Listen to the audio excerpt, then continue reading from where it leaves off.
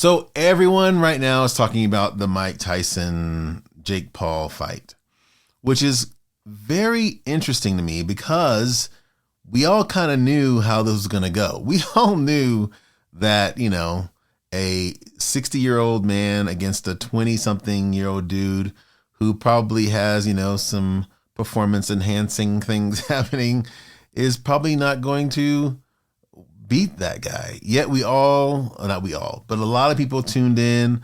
I didn't tune in because I was like, I just didn't want to watch that because I'm a Mike Tyson fan and I just didn't want to see that. But anyways, it's interesting how so many people did tune in to watch this. And I thought, this is great storytelling. This is something that really kind of strikes me as something that I think authors should be aware of, because it's not even about really boxing in this case. I mean, it kind of is, but it kind of isn't. It's really about storytelling. Let me tell you kind of like how I want to kind of tie this together for you, because I think a lot of us come into this idea thinking, you know, we're going to write a great story and people are going to just find it and stumble upon it amongst the millions of books, and it's going to be an overnight viral success. And I'm only saying this because I want you to win, and not because I'm trying to say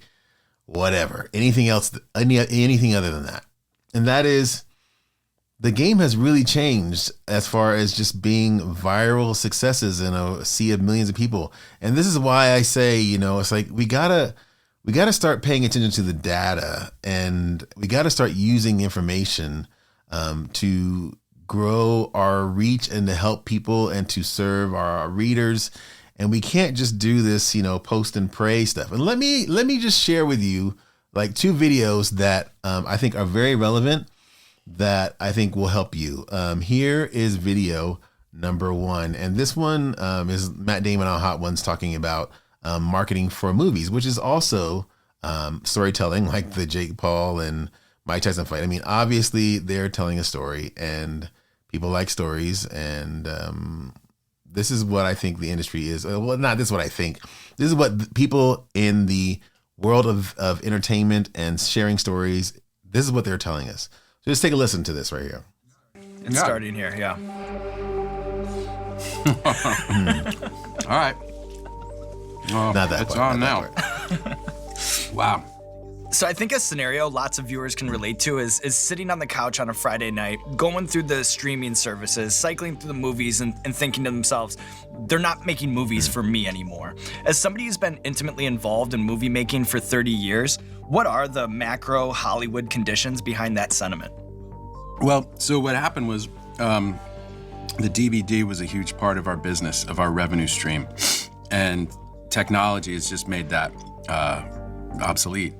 And so the movies that we used to make, you could afford to not make all of your money when it played in the theater, because you knew you had the DVD coming behind the release. And 6 months later, you'd get a whole nother chunk. It would be like reopening the movie almost. And when that went away, that changed the type of movies that we could make. I did this movie Behind the Candelabra, and I talked to a studio executive who explained it was a $25 million movie.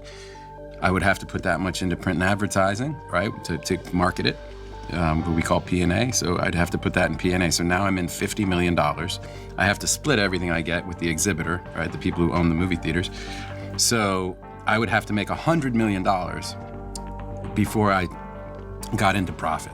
And the idea of making $100 million on a story about like this love affair between these two people, yeah, I love everyone in the movie, but that's suddenly a massive gamble in a way that it wasn't in the 1990s when they were making all those kind of movies, the kind of movies that I loved and the kind of movies that were my bread and butter.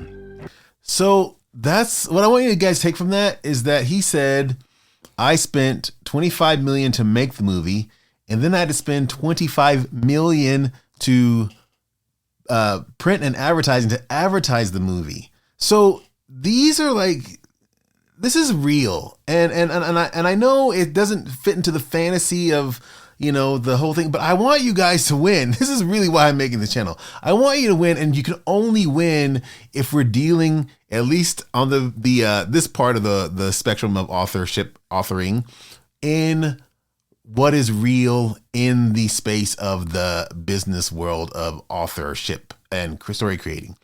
But there's more. Okay, so he spent $25 million. Wow, I'm sure he wished it was 25,000. $25 million to make the movie, and he had to make $25 million in advertising, and he had to make $100 million to break even, to start seeing money. So is it like out of the realm of possibility for independent book writers or storytellers? No, but we have to understand the game we're playing.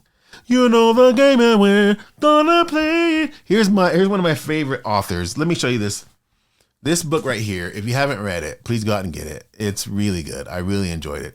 Evan Winter on this podcast with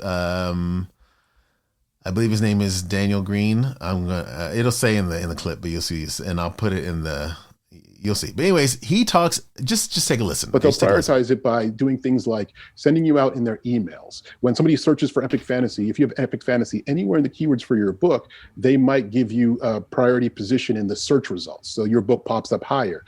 If you are running ads on Amazon service, what they'll do is they'll give you a slightly cheaper cost per click cost. And they'll also place your ad in sort of more priority positions, higher on the little carousel that you see below the main book you're looking at. You see all the other books there, called also bots. So Amazon definitely sort of puts their finger on the scale in a way to make sure that not only do their charts and sort of the books that you see all the time have some natural churn built into the system, but they also put their finger on the scale so that newer books have a better chance of being seen and getting into a virtuous sales cycle. So basically, new books have 100 days to do that. Okay, so it seems like it's really important those first 100 days to hustle hard, to really push your book as much as you can. Now, let's say, taking you back to day one of when you put out your book, what would you suggest, like almost like a play-by-play, a self-published author's doing on that day one? Let's say their book's going live. What first steps do you think, okay, this is priority one for you to do as a self-published author?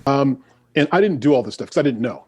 And I think that looking back and seeing other friends go through this process who are writers, who are self-publishers, I think I know more now. And so this is, given what I know now, and this is not what I necessarily did, but what I know now, this is what I would try to do. Once you hit publish and the book goes live, within that first week, Amazon is probably evaluating the book's sort of conversion rate, its overall sales against its price point, etc., to see how much does this title please our readers? How much is this title, how good is this title for the type of people that it is being targeted for? And if you have all the targeting right and you are converting well, people are buying the book when they come to the page, and you are making good sales in that first week, what you'll tend to notice is that Amazon will then start to, again, email for your book. You'll be higher in search results for your book. If you're lucky and you do well enough, you also chart. So you might get a little bestseller tag for your book, which really helps with conversion.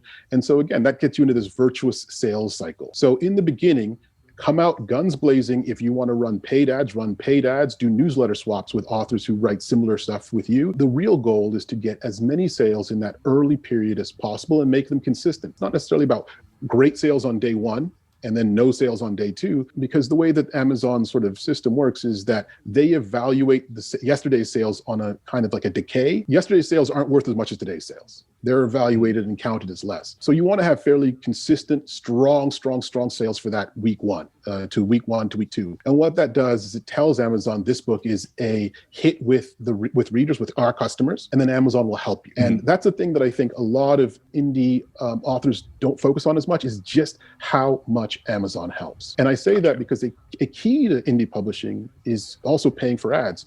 Almost all the indie publishers I know who are making great livings, typically six-figure incomes, they advertise heavily. And that's probably 4 to 5 figures a month spent on advertising. And wow. Yeah. And what you're doing is you're spending that money, but you've optimized your ads at least well enough that you are getting a greater return on your greater return than you're investing. So the ROI is there. So maybe let's, again, just pretend numbers. You're spending $10,000 a month. And in those first couple of weeks, when you look at your sales, because you can see your chart, it updates basically live, you're seeing that you're making the equivalent of about $20,000 for that month. So, that's, you're walking away with $10,000 on top of your investment. Do you see what I'm talking about? It's like, this has happened twice, not only in the movie industry, but also in the publishing industry. He said, you put in 10,000, you make 20.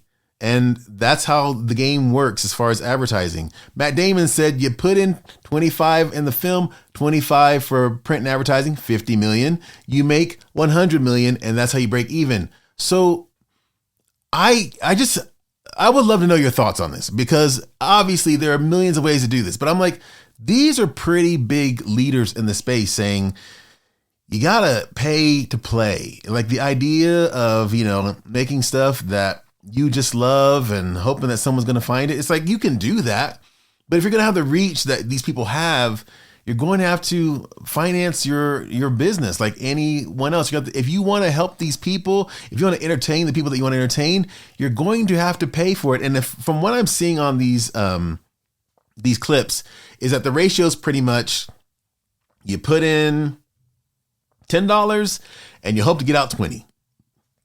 You put in $20, hope to get out 40. And that's just what it is. So that being said, I would love to know what your thoughts are on this whole thing. What do you think? And if you can, please do me a favor, like, subscribe, and hit that notifications bell so that you know when the next video comes out, because I'm going to do more of these where I kind of just share the information with you. Because honestly, I'm on a quest to become a top-selling fiction author. I'm not going to tell you what kind of genre I'm writing, because I want to do it without, kind of like this channel. I didn't tell anyone that I was starting this channel.